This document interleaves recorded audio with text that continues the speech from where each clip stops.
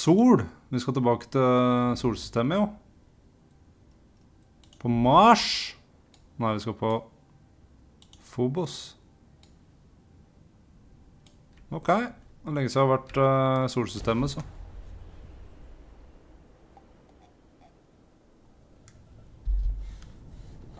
Oi, se her, ja.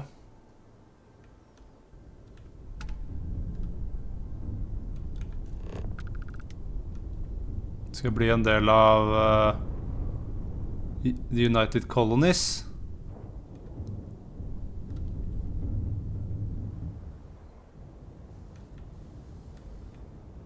Faen, ass, det er så dårlige skip.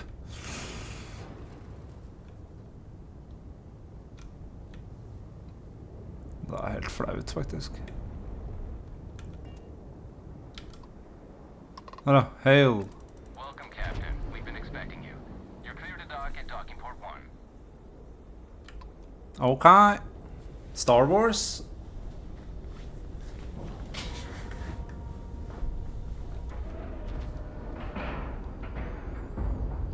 Green lights on outer hatch.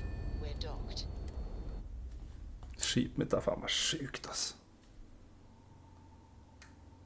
Begynner virkelig ting å rulle her. Hello, Captain. Welcome aboard the UC Vigilance. Did you have any questions before I escort you to the commander?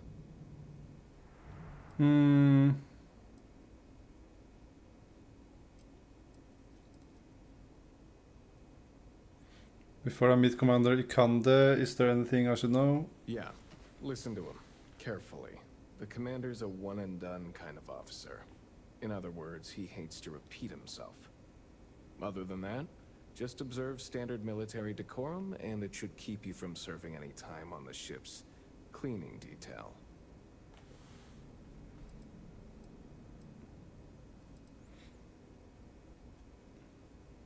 I'm here on official Vanguard business, so I prefer to speak to Commander. All right, this way, please.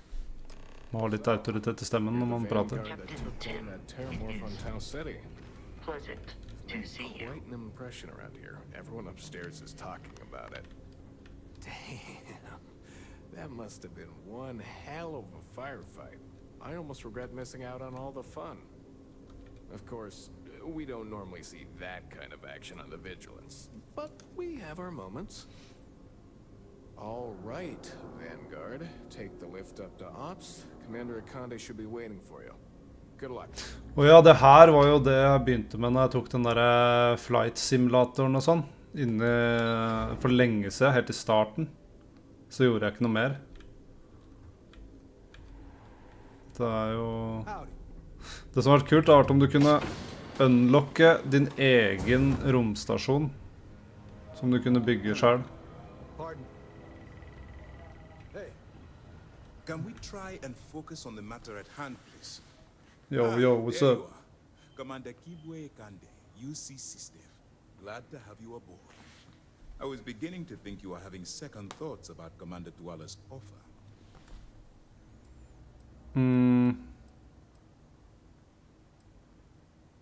I still don't quite understand why I'm here. Yes, I know. I was intentionally vague when I advised Mast of my needs. But rest assured, I'll answer all your questions in due time. So, now that you're part of the team, allow me to introduce you to your new home. This is the operations center of the UC Vigilance. SysDef's nerve center, dedicated to the destruction of the Crimson Fleet.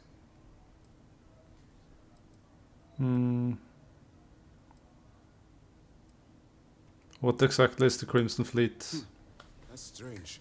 According to your file, you've encountered them before. On Vectera specifically. They were the pirates that attacked your mining outpost. I'm surprised you don't remember. Impressive ship, but I don't see where I fit in. Whether this ship is impressive or not, you're the key element that we've been lacking. Oh. We need eyes and ears inside the Crimson Fleet. Someone who can feed us information. Double agent time. And expose their weaknesses. The catch is that you can't just knock on their front door and ask for an application. Getting inside is going to take some finesse. Persuasion. Get me in a room with them and I'll talk them into anything. Good. I have just the right place for you to start. Our intelligence has managed to find a possible opening into the Crimson Fleet through Saoirse Bowden, one of their contacts. She works for the Trade Authority in Sidonia, so you'll be using a container of Aurora we've loaded on your ship to get her attention.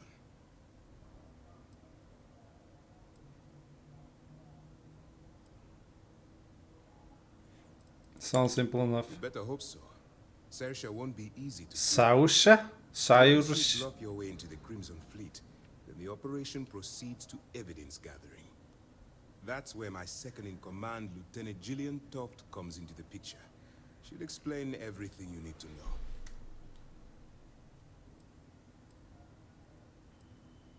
You must have quite a bit of confidence in my abilities. If I didn't have confidence in your abilities, I would have told Commander Tuala to send someone else. Remember, this entire operation rests on your ability to infiltrate the Crimson Fleet and bring us the evidence we need to take them down.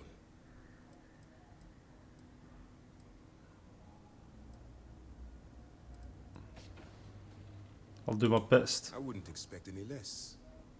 Look, before you begin, I want to make something perfectly clear. As an undercover operative for UC SysDef, you'll be expected to follow our code of conduct and ethics. Allow yourself to stray too far off the path, and you stand a good chance of spiraling out of control.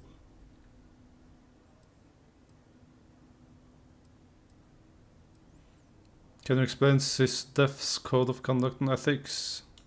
To put it simply, you can't go into every situation with guns blazing. Think before you act. Calculate what you're doing and pull the trigger only when it's absolutely necessary. At the end of the day, your primary goal is taking down the Crimson Fleet. That's the greater good. I don't exactly do well following rules and regulations. Well, you better learn quick. Otherwise, I'll start looking for someone to take your place. Anyway, it's time to hand you over to Lieutenant Toft.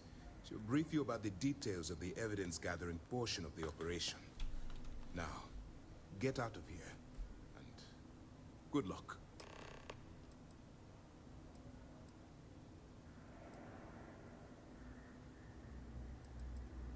Can you tell me more about my expected behavior as an agent? While you're running with the Crimson Fleet, you're undoubtedly going to be faced with some morally gray decisions. It's going to be difficult for you to weigh the consequences of pulling the trigger while maintaining your cover. Do what you have to do, but remember why you're out there in the first place.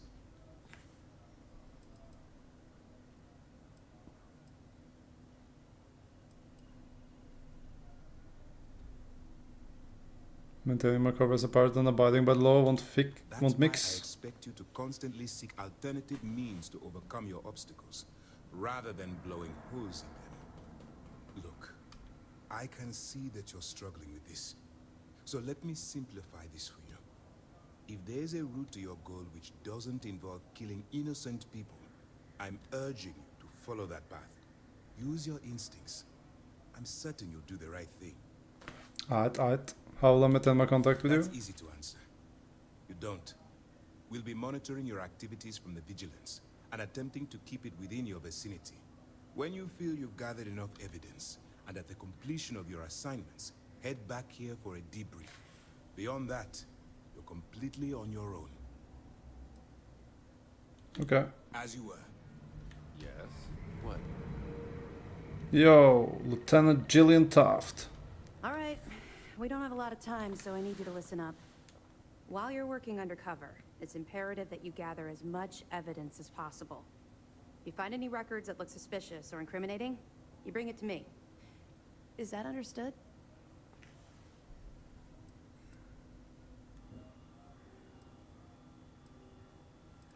I think I understand. Well, you better. Commander Akande's entire operation is resting on your shoulders. I want data slates, computer downloads, handwritten notes. Hell, I'll take anything if it'll get those bastards thrown into the brig.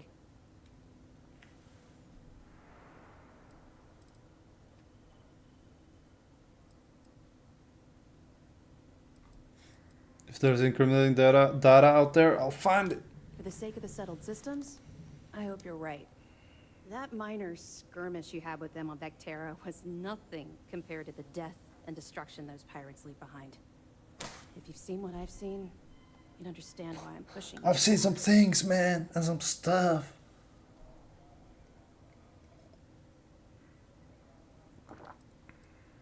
You feel like talking about it? I've seen my fair share of violence. Then you'll understand why it's so important that this operation is successful. Anyway, before I let you go, there's just one more thing.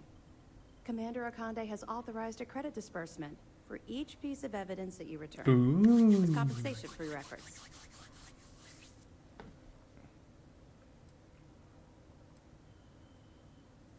That's very generous. Not generous, it's motivational.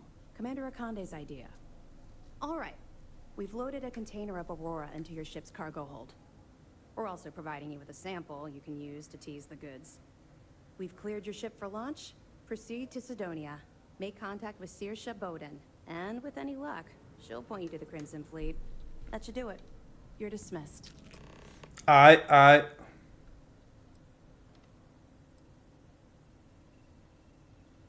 What if I get caught with a container of Aurora in my cargo hold? Don't worry, the container's been registered with UC Security, so you shouldn't have any trouble. Okay. Even if you're scanned. Of course, if we find out you tried to sell it to someone outside the boundaries of this particular operation, well, I don't think I need to tell you the consequences of making that mistake. Faen, det har vært sykt da hvis du gjør det, og så kan du begynne å jobbe for Crimson Fleet, og så skal du infiltrere de her i stedet. Feel like discussing your personal experience with the Crimson Fleet? Not really, no. I've learned to keep my personal experiences separate from the job.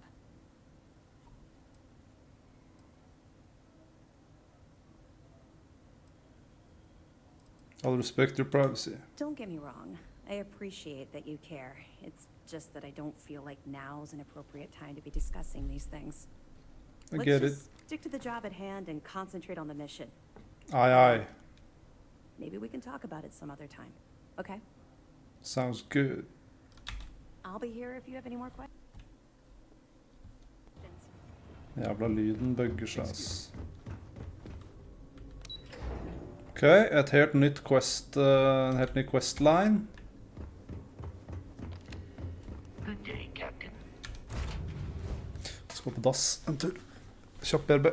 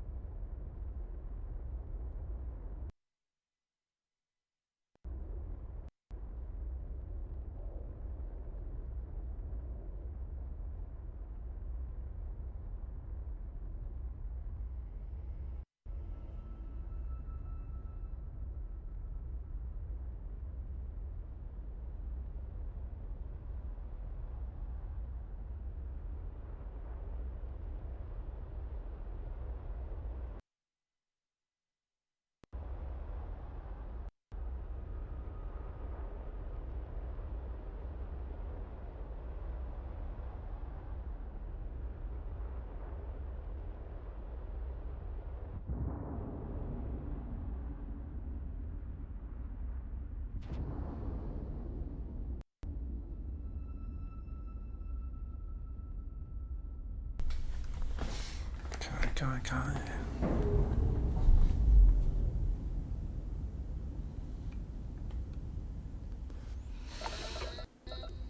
We're loose. Ok, la oss komme oss av gårde. Og det er rett her. Det er på Mars, så klart, Sidonia.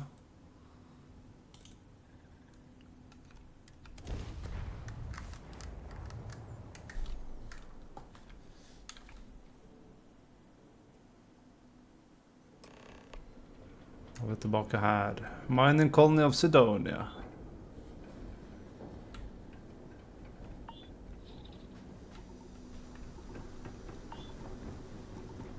I'd hate to live my whole life in a bubble.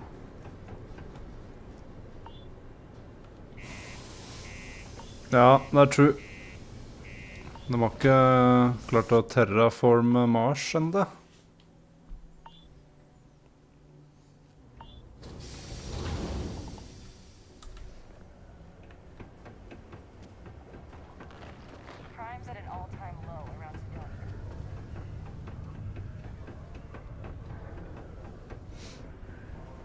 any places older than Aquila. Yo, yo. This If you're here to buy or sell, you stories, might want to talk to old Octai. I'm busy.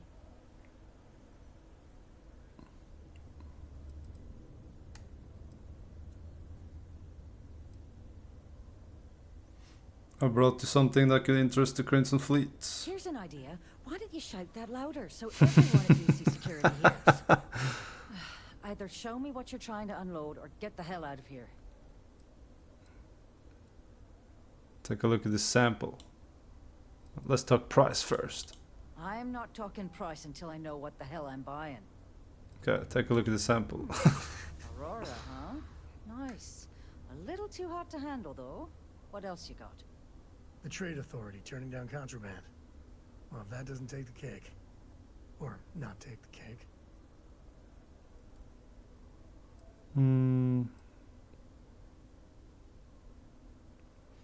Spyr på egoet hennes. Guess the people that told me you were the best were wrong. No, they're right. What they didn't tell you is that I have a self-preservation streak a kilometer wide. Of course, if there's a finder's fee you're offering, I might, well, bend the rules a little bit.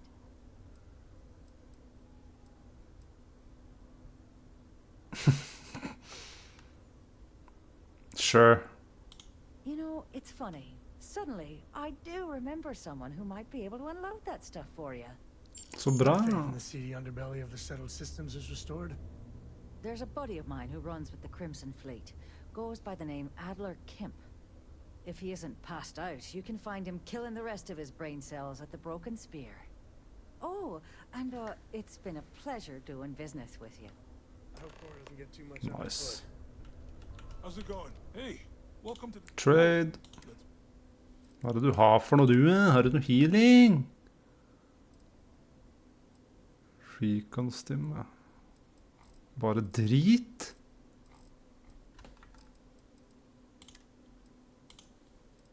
Må mer 43 i hvert fall.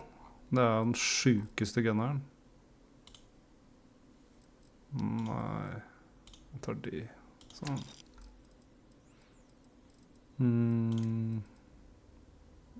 Breach. Å, det er shotgun. Oh boy.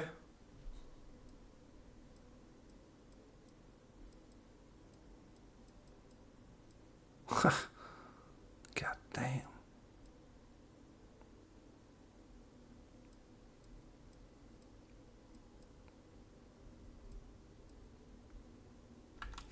Cool. Det er ikke noe jeg vil ha, men Come back anytime.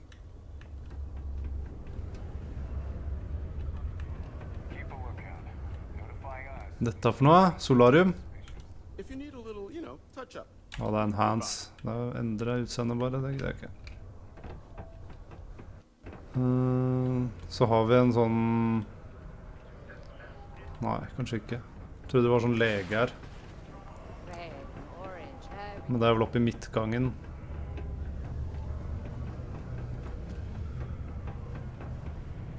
Yo, yo. Unless you're here to serve me another drink, you can turn around and walk away. Give sample. South Bowden said you could help me move some of this. Hey, why don't you say that a little louder? I don't think every single UC guard in Sidonia heard you. Okay. Okay. Yeah, I think we can help you with this. If you've got a whole ship, Are you German? You're going to need to move it fast. But you're going to have to do something for us first.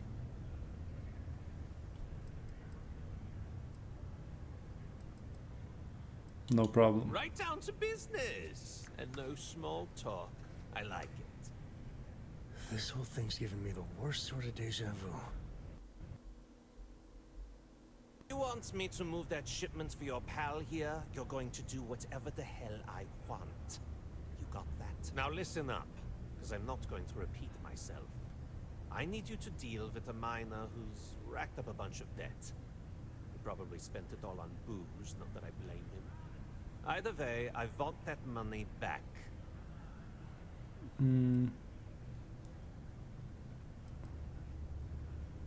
I'll just pay his debt off right now so we can get down to business. Feel free to throw as many credits in my face as you want, but that isn't the point. We need to make an example out of this guy. His name's Carl Fielding, I think you'll find him wandering around the Deimos miners' quarters. Don't worry, you can't miss him. Just look for the most miserable-looking guy in the entire place. God damn, jeg må fucken. Men det var det de sa da, at det kommer til å være ting som man prøver å finne veier rundt. Og jeg kommer definitivt til å prøve å finne veier rundt det der. What the f...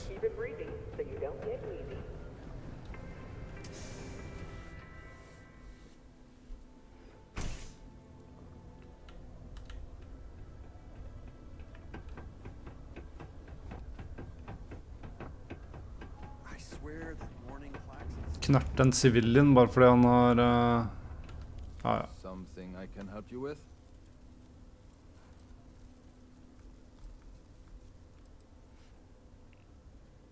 I'm here to collect the credits, yo, Adler Kemp. Adler Kemp? Who the heck is that? We're both well aware that of Adler's temperament, the wisest move would be to cooperate. Yes, of course. You're right.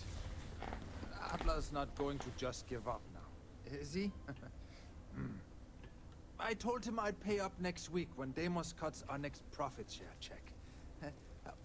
I'll even bring it to him personally. Sound good? Yeah?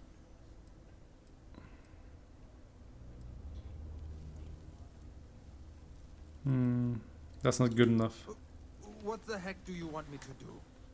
Huh? Look, I haven't got a single credit to spare right now. Okay? You can't squeeze blood from a stone. You know? Right? It's funny how whenever someone's there to collect the debt, everyone's as poor as a list dirt farmer.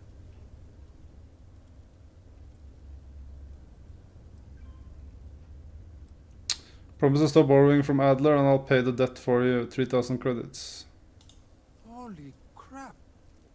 Really? You'd do that for me? Wow.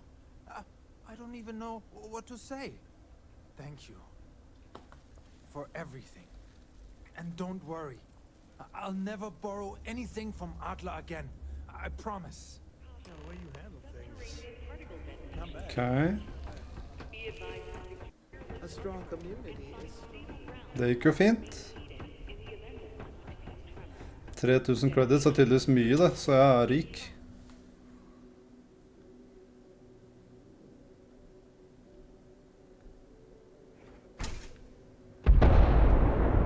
Å jævlig.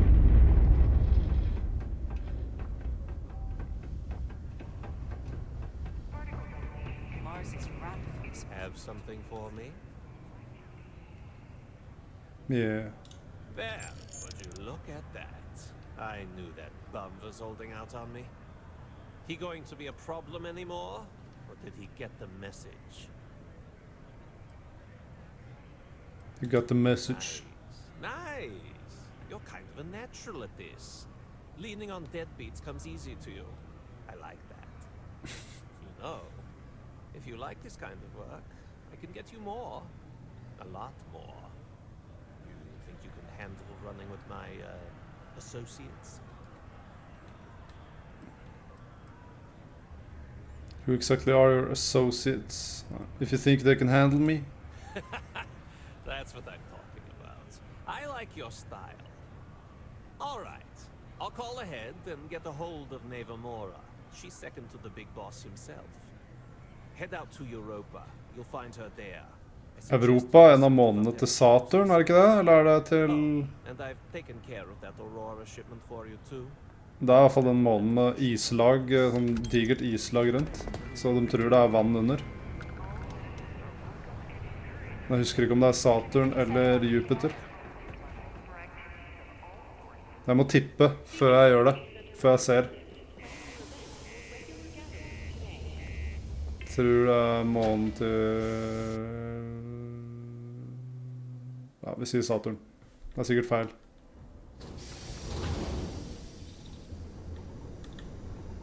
Nei, vent da. Jeg tror det er Jupiter.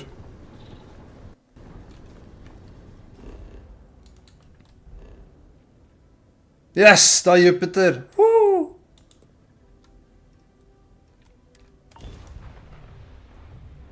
1-0. Look who finally had the guts to show up.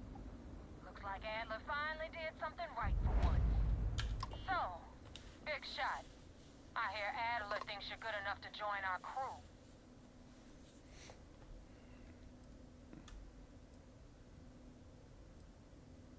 That's what I'm here for. We'll see. When the waters get deep, it's sink or swim.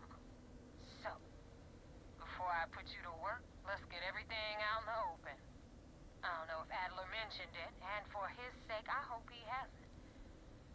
But you aren't about to sign up with any average pirate crew. You're signing up with the Crimson Fleet. Oh. Get through this little task I have planned for you. There's a medical supply ship called the Ragana, jumping into Enceladus's orbit. On board that ship, you'll find a traitor named Austin Rake. I want him dead.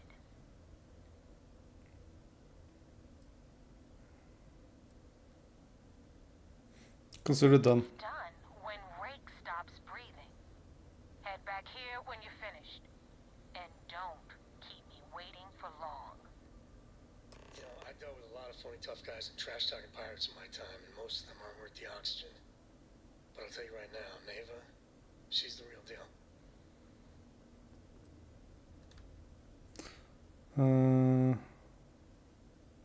Why do you want Austin Rake dead? Rake used to run with the fleet. Hell, I'm the one who vouched for him in the first place. Back then he had a different name and a different identity. He was a damn good earner too.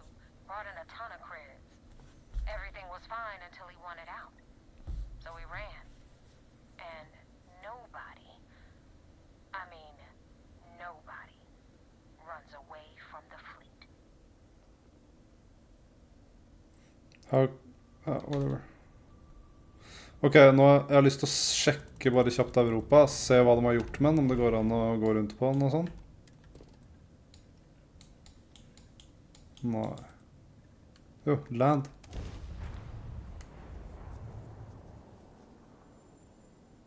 Setting down, everything in the green.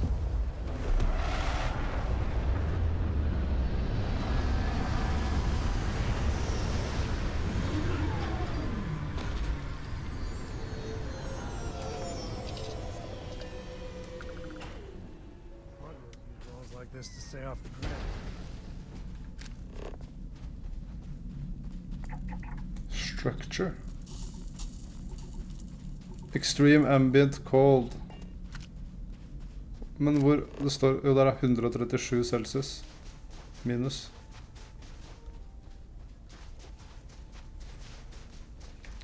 Så tydeligvis da, så er det et svært islag her sånn, som er sånn flere kilometer lang eller noe. Og så tror forskerne at under der så er det vann og kan være liv. Det er sjukt det. Tenk om det er liv i vårt solsystem, liksom. Men det vet vi ikke, for vi er stuck på den der jævla jordkloden. Jeg må faktisk unloade en del sånne materialer og sånn. Tror ikke jeg har så mye vekt å gå på her. Hva var det? Structure.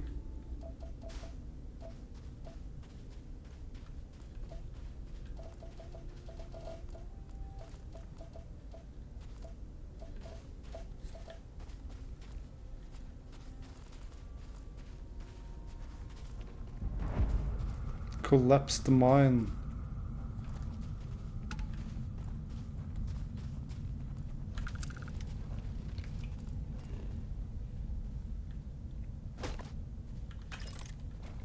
Jeg må teste en sånn shrapnel-granat. Og det er kult da, hvis det er lav gravity. Så flyr den fremover sånn. Det er faen meg sykt.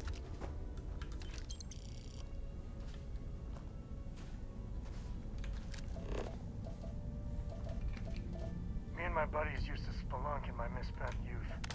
That's the word, right?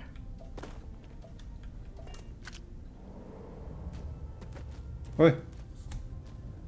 What the hell? That's crazy. Looting the dead ain't glamorous, but it sure is profitable.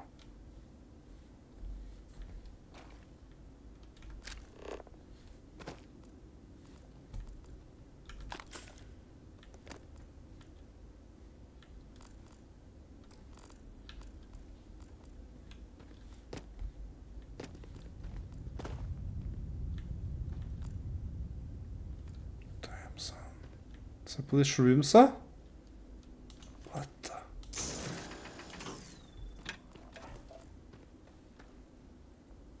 Jeg tviler på at det her er sånn det er på Europa. But you never know. Men det virker ikke som at de har... Det virker som at det her sånn, så har de laget det som at det er en steinplanet, da. Eller sånn at det er huler og shit. Det er jo ikke... Kan at de har endret, eller fått bedre bilder og sånn, at det er sånn det er nå. Men det er lenge siden jeg har lest om akkurat det der, altså.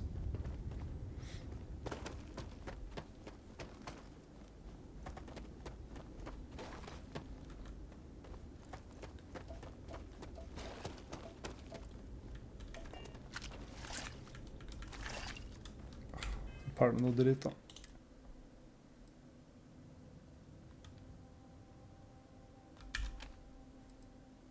Arsta Tamer, liksom.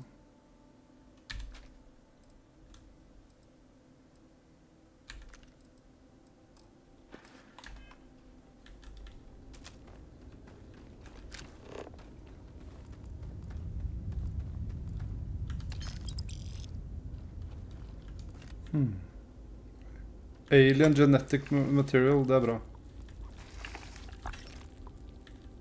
Det er jo sånn super... fuck. Nå glemte jeg hva jeg skulle si.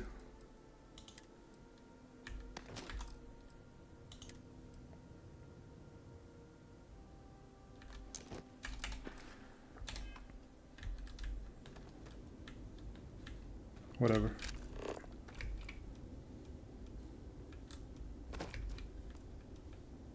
Det var det. Hvordan kommer man ut herfra? Må jeg ut samme veien, kanskje?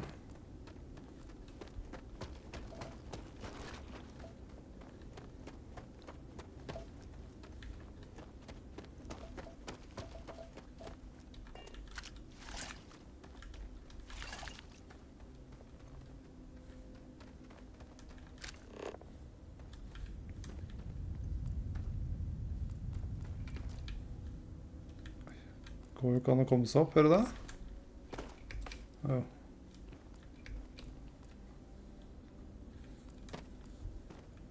Ok.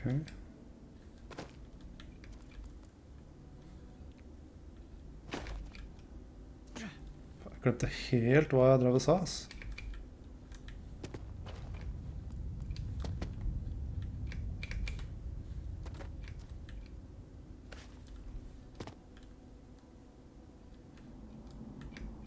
Men jeg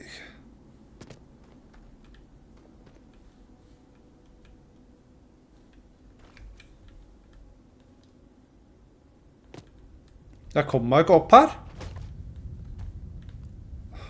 Det er en annen vei ut, da.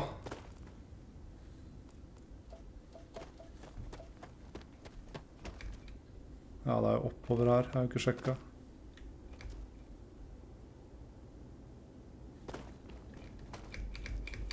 Ja, men i kukkens navn, da.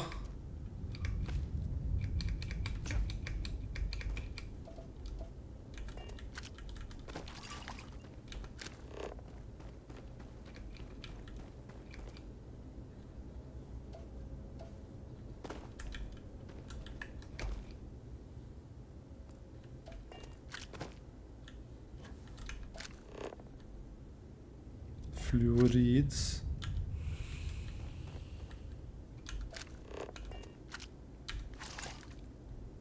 Sovna 2 av 3. Ah. Du står på. Nå har de vært oppe sent, ass. Det er jo helga, da. I guess.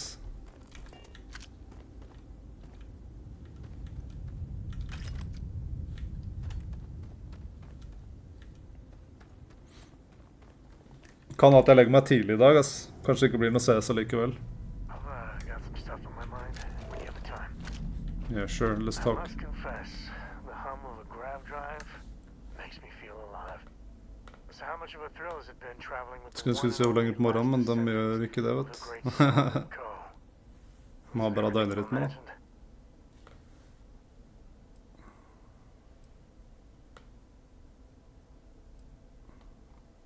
Jeg husker ikke hva, jeg hørte ikke hva han sa. What about Cora and your father? Ain't you ever heard of sarcasm, friend? Okay, so how is it traveling with one of the great co's? That better? Such an honor. It doesn't matter to me, you're a co. You're something else. Legger seg I gotta say, it's a 19:00 hver dag, ja. Word. So many people hear co and they expect me to pull some miracle out of a hat. Time has a way of just building on itself. Word. Solomon was a good man. Great one even. But if he ever Jeg husker den tida der, prøvde alltid å strekke hvor lenge man kunne være oppe.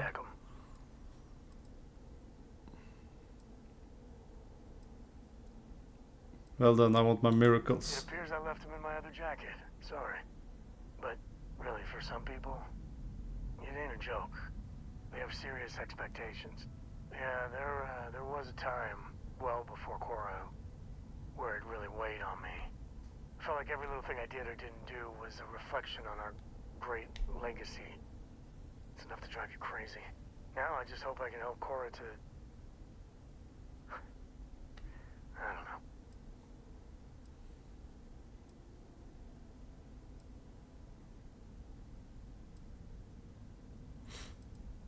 Jeg har sånn der buddy-mentality med han der. That's some serious parenting thoughts there, Sam.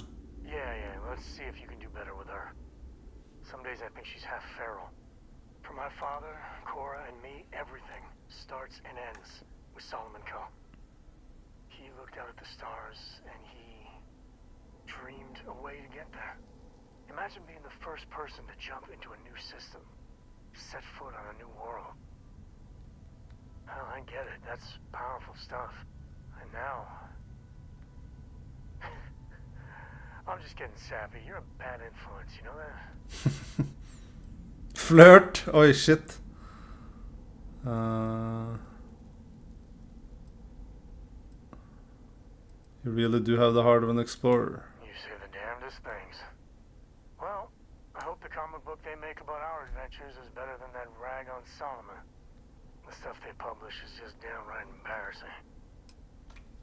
Nice. Det er litt kult at du må sjekke opp med... Du må se liksom... Snakke med dem da. Se der, det er sola vår. Mye sterkere her, siden det er ikke atmosfære her, så... Kan du se Jupiter herfra, tror jeg? Nei. Så heldig var vi ikke. Ja, let's get the hell out of here. Jeg skal bare sjekke ut da.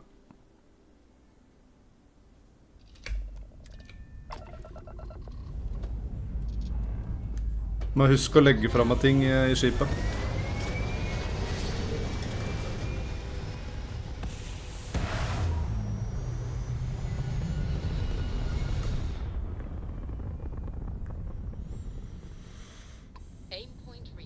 Jeg tror kanskje jeg har lyst til å prøve på litt CS jeg nå.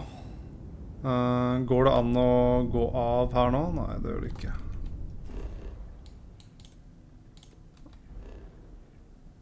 Nå skal vi til Saturn.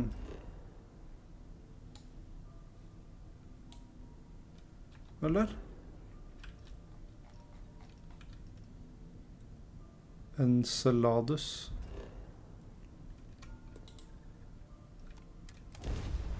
Eller Enceladus, jeg vet da faen hvordan uttaler det, ass. Jeg er på i 2-3 timer, tenker jeg. Du er på nå i 2-3 timer, eller?